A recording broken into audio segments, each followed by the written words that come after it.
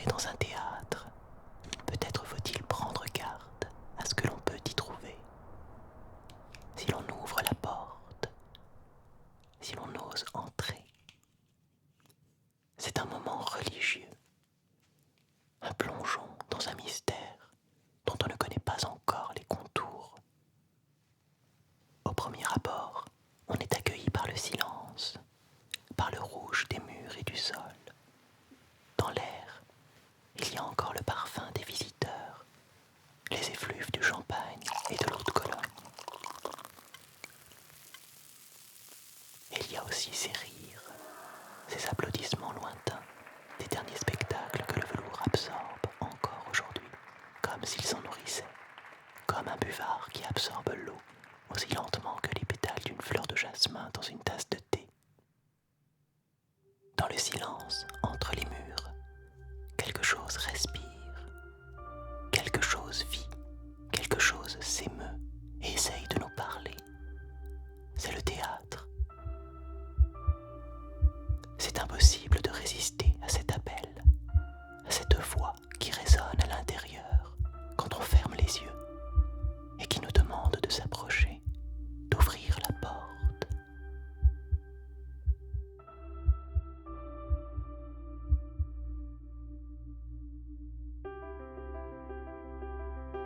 S'offrir au silence, ne rien faire d'autre qu'accueillir ce théâtre qui nous veut, qui nous porte, et dont chaque fauteuil de velours est une caresse, un œil prêt à s'ouvrir, une voix prête à prendre vie pour briser le silence.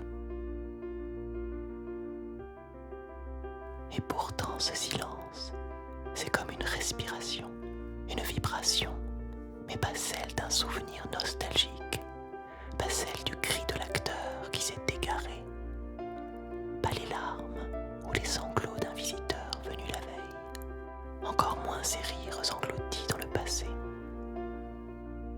Je veux parler de la respiration du théâtre, car celui-ci est bien vivant et il vit sans même que la voix ne soit sous les projecteurs.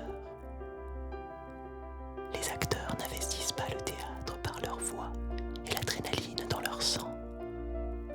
C'est le théâtre qui habille les âmes, qui maquille les visages et qui berce le public.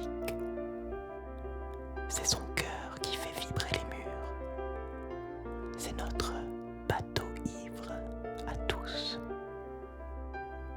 Il vogue sur le flot des émotions, à travers le passé, le présent et le futur.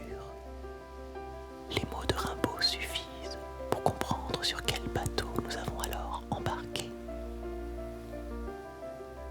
Je sais les cieux crevant en éclairs et les trombes, et les ressats et les courants. Je sais le soir, l'aube exaltée, ainsi qu'un peuple de colombes. Et j'ai vu quelquefois ce que l'homme a cru voir. J'ai vu le soleil bas, taché d'horreur mystique, illuminant de longs figements violets, pareils à des acteurs de drame très antiques, les flots roulant au loin leurs frissons de volets. J'ai rêvé la nuit verte, aux neiges éblouies, baiser mon temps aux yeux des mers avec lenteur, la circulation des sèves inouïes, et l'éveil jaune et bleu des phosphores chanteurs.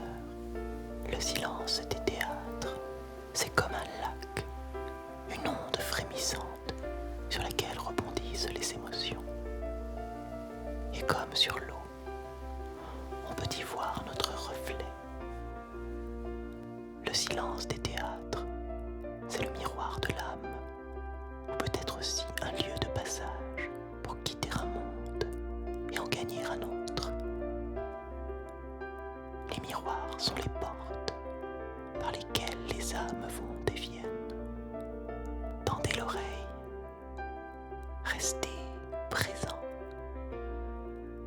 et peut-être que vous entendrez alors le secret